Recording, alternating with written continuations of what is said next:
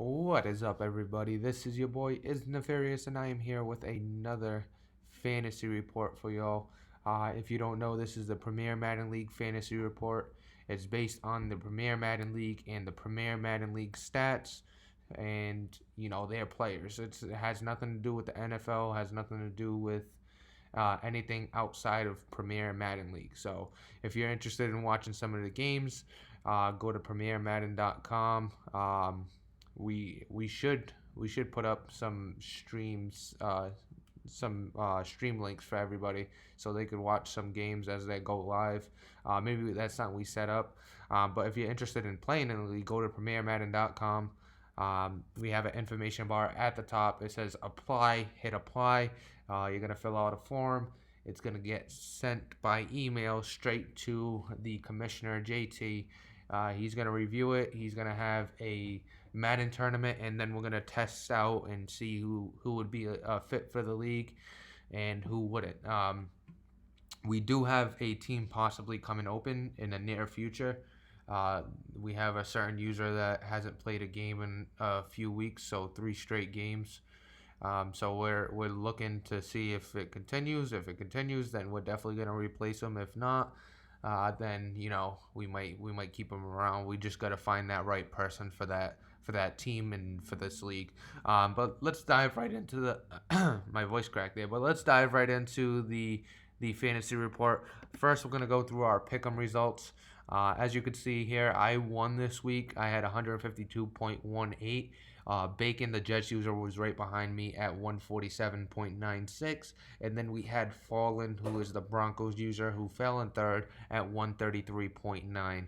So I'm happy I got the win this week. So that's 2 for me, 2 for Fallen. Yeah, we're in week 4. So we're 2-2. I won week 1 and week 4.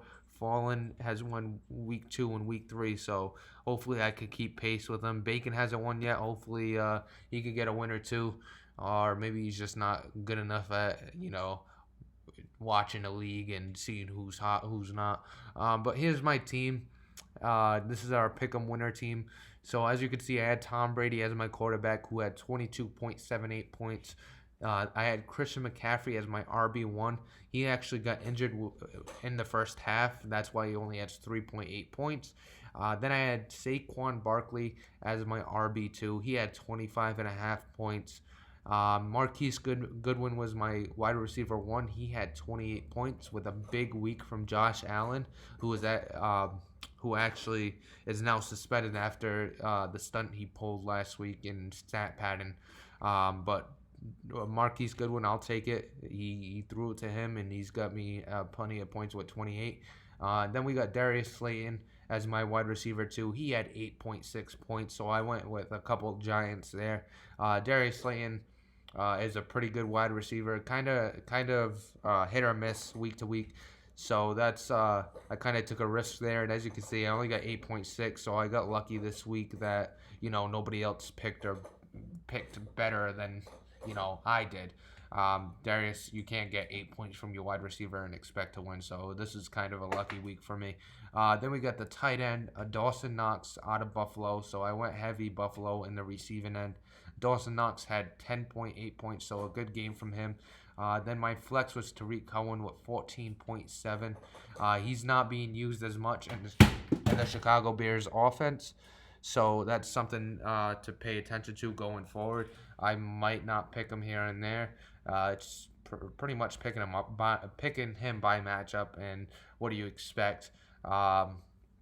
Last season he was a no-brainer. This season it's a little tougher because he's going into a pass-heavy offense after going 19-0 last season with a run-heavy offense. So he's challenging himself a bit, which is good for the league. Then we got the kicker, Steven Gostkowski. He got 11 points, so not a bad week from a kicker. And then I had the Buffalo Bills defense, who had 27 points, so a pretty solid week. I think that's kind of where I took it over the other guys is in the defense. I believe believe they picked 2 different defenses. One got 14 and one got 11. So I was able to pick the high scoring defense there, and that's kind of what gave me the win in this week. Let's jump into the team of the week. So we're going to start with the quarterback, and as I said, Josh Allen is the the guy to look at. He put up crazy numbers, 7 passing touchdowns, had 274 yards and 95 rushing yards. He did have the one fumble. He had a total of 46.46 points. Um, he's stat padded. I did not see this coming, but I'll take it. Well, I won't take it. That I actually didn't pick Josh Allen. Bacon picked Josh Allen. Um, but he definitely stat padded, but I'll take it when it came to Dawson Knox and Marquise Goodwin. He was definitely throwing the ball all over the field, able to get double points with both of those. I should have went with Josh Allen as my quarterback as well. I probably would have won by a landslide, but you know, Josh Allen, he's now suspended off this performance. But enjoy your team of the week, team of the week presence, if you may. But that's going to do it for the quarterback. Let's jump into the running back. We got Nick Chubb. Nick Chubb, not usually a name to look at when it comes to fantasy. The Cleveland Browns are more of a gunslinger offense. I believe he might have been in the team of the week last week, if I'm not mistaken, but I got to double check. I might be mistaken, but Nick Chubb on the team of the week this week, going into a more run-heavy game in Cleveland, and it showed out in this week's performance for Nick Chubb. He had 218 yards rushing for 21.8 points. He had 3 rushing touchdowns for 18 points. He had 1 reception for 1 point. He had a total of 40.8 points. So a solid week from Nick Chubb. Really, really solid. And it looks like Josh Allen might win the player of the week as well. I usually don't discuss that because it's usually a running back and nobody really ever has a shot. We have a wide receiver here and there, but this might be the first time ever a quarterback scored the highest. Let's jump into wide receiver and see if he holds it. Oh, as I say that, T. Higgins, he had 11 receptions for 11 points. Then he had 211 yards for 21.1 points, and then he had 3 receiving touchdowns for 18 points. He had a total of 50.1 points, just beating Josh Allen by 4 points total. T. Higgins is a rookie. He's playing for the Tennessee Titans, if I'm not mistaken. The Tennessee Titans and Cleveland Browns had a high-scoring matchup, so it was aired out for the Tennessee offense after going down early. And as you can see, they use T. Higgins a lot. He's a nice pickup in the draft. He's a good weapon. We'll see if they continue to use him on the other side of Corey Davis. And I think I did mess up here. I have the Broncos logo. It's supposed to be the Titans logo. I think I got it mixed up with Henry Ruggs, the other rookie wide receiver that's performing excellent so far. Let's see. I just want to make sure he is on the Tennessee Titans. Yeah, he's on the Tennessee Titans. So that's a mess up on me. Should be the Tennessee Titans logo. It's not Henry Ruggs. It's T. Higgins. And awesome week by him, 50.1 points. Let's jump into the tight end. We got Ian Thomas, another sighting of Ian Thomas. Really solid performance. New England's loving him, and he's loving New England. He had 7 receptions for 7 points, 152 yards for 15.2 points, and then 2 receiving touchdowns for 12 points, for a total of 34.2 points. Like I said, it looks like Djax likes his tight end, and he's using him effectively. I think this is the second time, maybe even third time that he's been on this list. So a really solid performance from him, and he might be somebody you look to in the future to keep putting on your pick'em teams. Let's jump into the defense of the week, and we got the Cleveland Browns defense. Kind of why they got out to a big lead.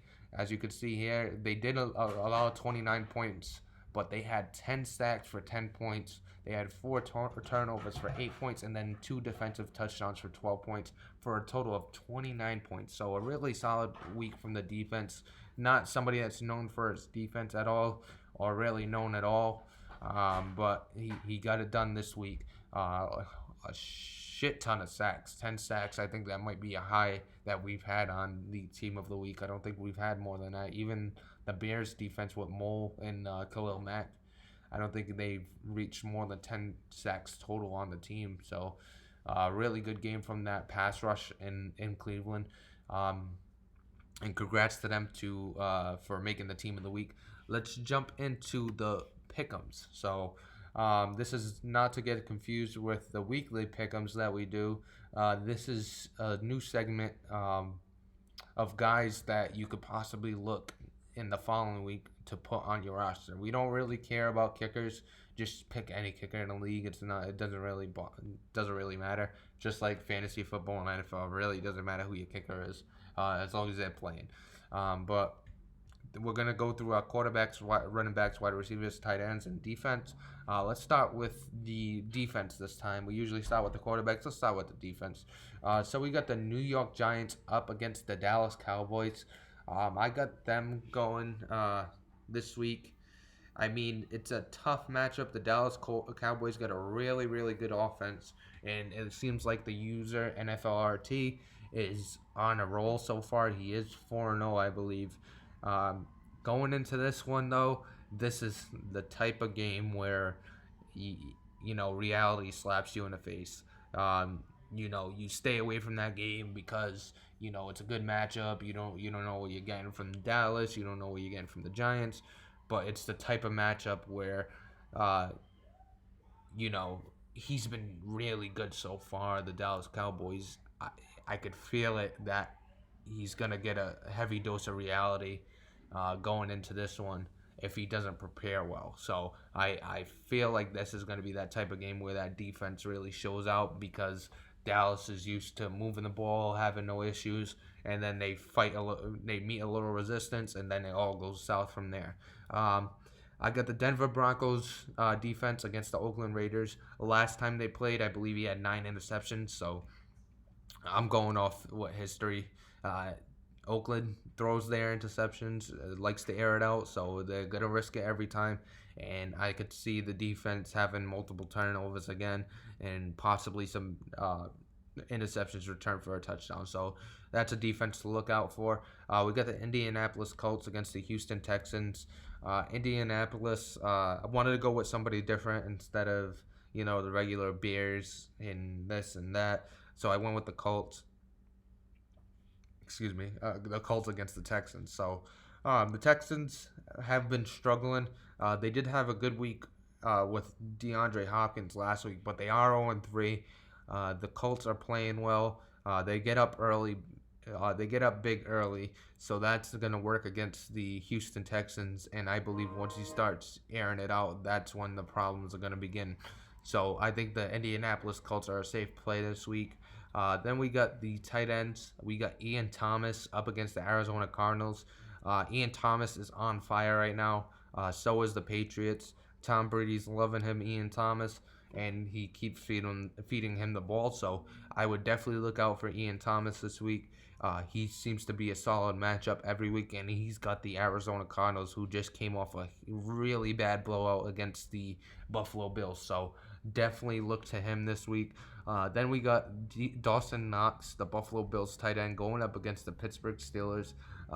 Even though we got Josh Allen suspended from his fiasco with the Arizona Cardinals, I do believe that he's still going to be able to throw the ball, and I believe Dawson Knox is going to be the key to that. Not sure. He hasn't been feeding Marquise Goodwin as much, but he does feed Dawson Knox, so that's definitely somebody that we should look at. Then we look at the last one. We got George Kittle up against the Los Angeles Rams, and George Kittle is one of the best tight ends in the league. The San Francisco user doesn't really use him as much. He should use him a lot more. But this week, I think he might, given the matchup and the user, I think this is the type of week where he'll be able to start using George Kittle and get comfortable with him without really worrying about losing the game, if that makes sense. So I would definitely look at George Kittle, especially since the Los Angeles Rams linebacker play isn't the best too. So the middle of the field will be open. You take a look at the wide receivers. We got Jakeem Grant, who had a good week last week. He's going up against the Los Angeles Chargers, who is kind of on the he's kind of on the downhill right now. He's spiraling a little bit. I think this is a week where Jakeem Grant could definitely take advantage. I know it's been Khalil Tate's show. Don't know if he's going back to Josh Rosen. I think he should go back to Josh Rosen. He had a lot of success last season. We'll see if this is the game where he goes back after losing a tough one to the Jets, 20-16. Let's jump into our wide receiver too. We got Henry Ruggs. Not to get mistaken with T. Higgins, and T. Higgins not to get mistaken with Henry Ruggs. But Henry Ruggs the third is going up against the Oakland Raiders. Had a really good game last time they played the Raiders, I believe. And he's really feeling Henry Ruggs. He just played against me and really used him and abused him against me. He had over 100 yards, I believe. So he had a really solid week against me, and I believe he'll be able to continue this and use it against the Raiders, especially in a high-scoring game, which I could see it being with these two heavy-hitting offenses. So Henry Ruggs is a solid choice this week. Then we got Paris Campbell against the Houston Texans. Campbell was really good last year. So far, so good this year. Hasn't really put up crazy numbers, but this is the type of matchup where you could see him putting up crazy numbers. I believe Houston has lost some coverage in the defensive back area. I think their best corner might be Brian Poole, if I'm not mistaken.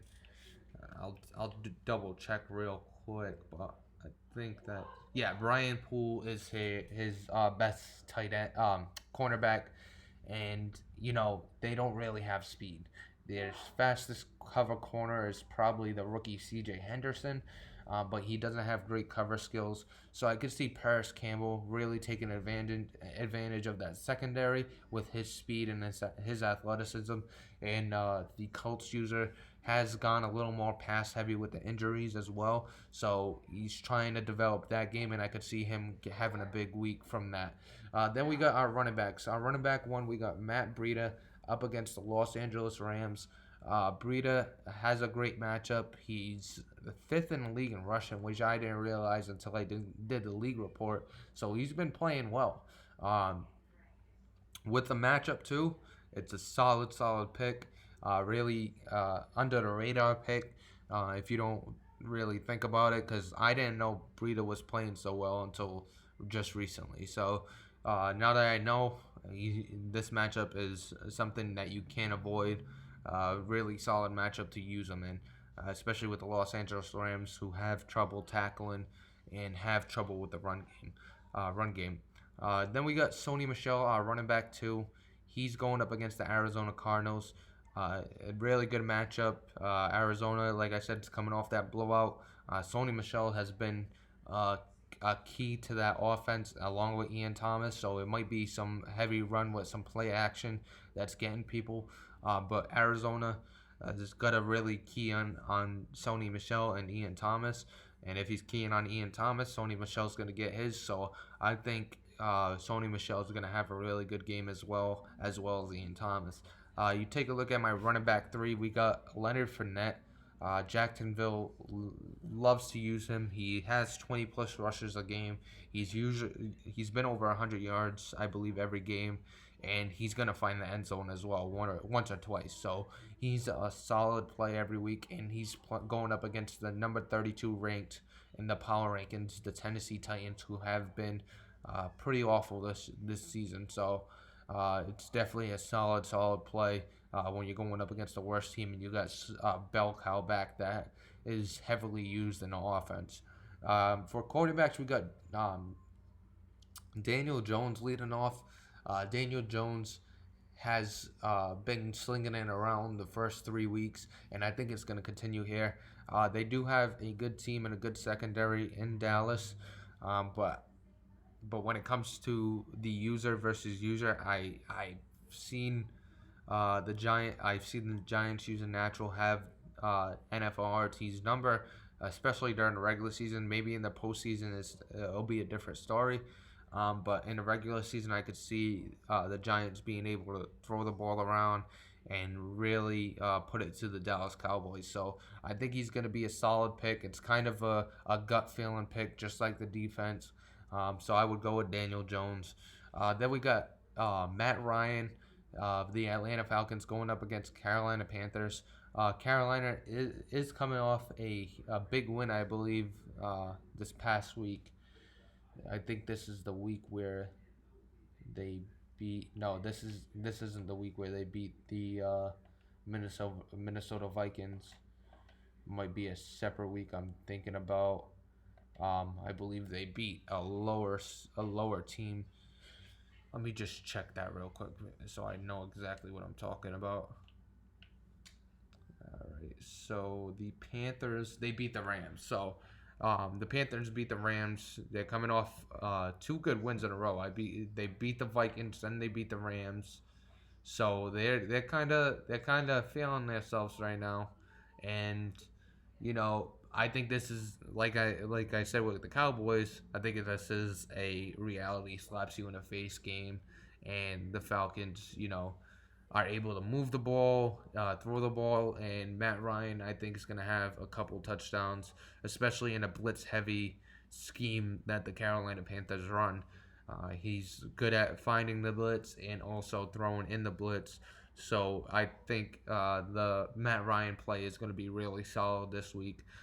We got our quarterback three. We got the Drew Lock Denver Broncos against the Oakland Raiders, the high scoring game that is going to be. Drew Lock is a good play if you're going for that quarterback wide receiver tandem. You got Drew Lock and Henry Ruggs. Um, he's able to throw the ball. He's not just a one trick run pony. He's able to throw the ball. He does have some interceptions, but he does throw a lot of touchdowns. And I think this game, how high scoring it's going to be, you definitely got to go with the passing game because it's either going to be the Oakland Raiders out ahead and the Denver Broncos are passing, or the Denver Broncos are ahead and the Oakland Raiders are passing. So it's going to be back and forth, heavy offense. So Drew Lock, I think, is a solid play. The Oakland defense hasn't been as good so far, and I would definitely go with him. The quarterbacks were a little tougher this week. I think the safest play out of all three will probably be Matt Ryan against the Panthers. But that's pretty much going to do it for this video. I hope you enjoy the fantasy report. We're trying to evolve this and make this even better. Maybe make it a full league. I'm already discussing it with the commissioner JT. We're gonna see exactly what we could do and hopefully bring more interest to it. But I hope you all enjoy what I'm doing so far, and there'll be more